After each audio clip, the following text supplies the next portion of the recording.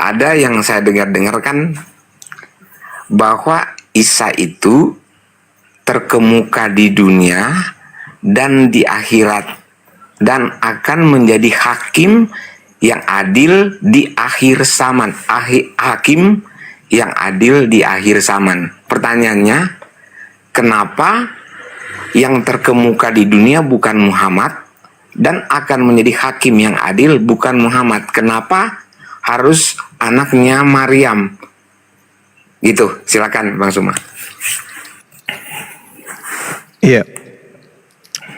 Ketika kemudian dalam Al-Quran dikatakan bahwa Nabi Isa ini terkemuka di dunia dan juga terkemuka di akhirat, Allah Subhanahu wa Ta'ala kemudian menerangkan itu di dalam Al-Quran surah Ali Imran ayat 45. Kenapa Nabi Isa itu terkemuka di dunia? Karena dia satu-satunya kemudian Nabi yang dilantik untuk dituhankan separuh dari penduduk bumi. Dan kenapa dia terkemuka di akhirat? Karena dia satu-satunya Nabi yang akan disidang oleh pencipta langit dan bumi di hadapan seluruh umat manusia. Nah, yang perlu saudara pahami adalah kenapa Nabi Muhammad SAW itu ketika datang diutus sebagai Nabi lebih banyak kemudian membahas tentang Nabi-Nabi terdahulu daripada dirinya sendiri, bahkan keluarganya sendiri. Karena Nabi Muhammad itu adalah utusan Allah, bukan utusan iblis. Kalau utusan iblis maka dia akan mengedepankan kemudian dirinya, keluarganya, mengutamakan segala-galanya untuk dirinya. Akan tetapi itu tidak terjadi. Beliau datang ke atas muka bumi ini untuk meluruskan ajaran Nabi yang sudah dibengkokkan kemudian oleh manusia. Karena kedatangannya adalah untuk menyelamatkan. Itulah salah satu bukti bahwa Al-Quran itu bukan karangan beliau. Kalau Al-Quran itu karangan beliau, maka boleh jadi yang diunggulkan adalah keluarganya, ayahnya, ibunya, nasabnya, keturunannya, keluarganya, bangsanya. Tapi kan tidak, disebabkan karena dia diutus untuk litubayyina linnasi, untuk seluruh umat manusia. Maka apa yang membahayakan bagi kehidupan akhirat manusia, itu yang diluruskan.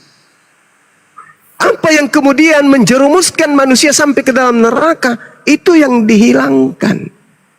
Tak ada sangkut pautnya kemudian manusia dengan ibunya. Ngapain ibunya dibahas di dalam Al-Quran? Kehidupan manusia hanya bersangkutan dengan datangnya sosok Nabi yang lahir tanpa ayah, lalu kemudian dilantik menjadi Tuhan. Ini yang penting kemudian Allah yang Maha Kasih untuk luruskan melalui nabinya baginda Rasul Muhammad SAW.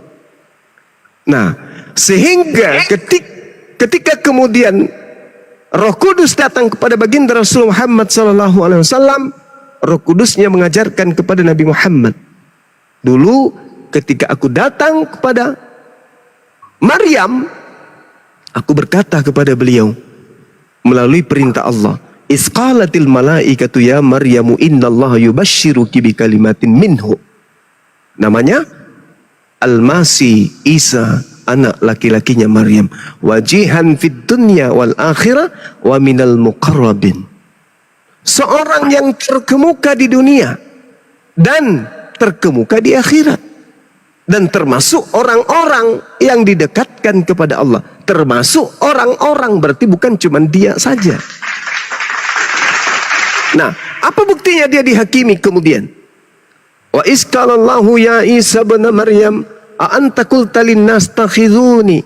Wahai Isa, anak Maryam, apakah engkau yang mengajarkan orang-orang ini untuk mentuhankan dirimu selain daripada aku? Nabi Isa kemudian ingkari itu. Tidak ya Rabb, manalah mungkin aku mengajarkan sesuatu yang bukan hakku untuk aku katakan. Kalau aku pernah mengatakan itu, kalau aku pernah mengajarkan itu, tentulah engkau lebih tahu daripada aku. Ma qultu lahum illa ma amartani bi. Ani abudullah rabbi wa rabbakum. Aku hanya mengajarkan kepada pengikutku, sembahlah Allah, Tuhanku dan Tuhanmu. Makanya orang-orang yang menuhankan dirinya akan diusir. Baca Matius 7 nomor 22-23. Itu jelas itu. Itu jelas. Makanya seruan Allah, wahai ahli kitab, jangan engkau berlebih-lebihan di dalam urusan agamamu. Sesungguhnya Isa itu hanyalah manusia, bukan Tuhan. Laqad kafaral ladina qalu, maka kafirlah orang-orang yang berkata Isa Allah itu adalah salah satu dari 3 Tuhan yang sembah oleh orang-orang terdahulu. Seperti itu, Bang. Jadi Islam datang menjelaskan Siti Maryam, menjelaskan Nabi Isa, menjelaskan kemudian keluarga Imran dan seterusnya demi untuk keselamatan kita. Karena kalau Islam tidak datang, maka seluruh manusia nantinya yang terperdaya akan menyembah makhluk Tuhan yang bernama Yesus. Dengan kasihnya kemudian Tuhan datang meluruskan, berhenti dari itu. Yang kau suankan itu hanyalah ciptaan Tuhan. Maryam melahirkan ciptaan Tuhan. Ciptaan Tuhan bernama Maryam melahirkan ciptaan Tuhan bernama Isa alaihissalam.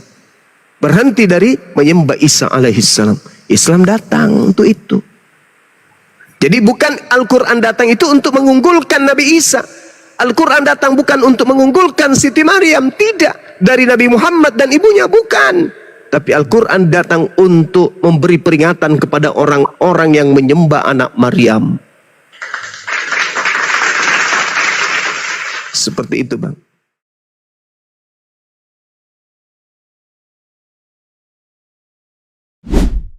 Goodbye!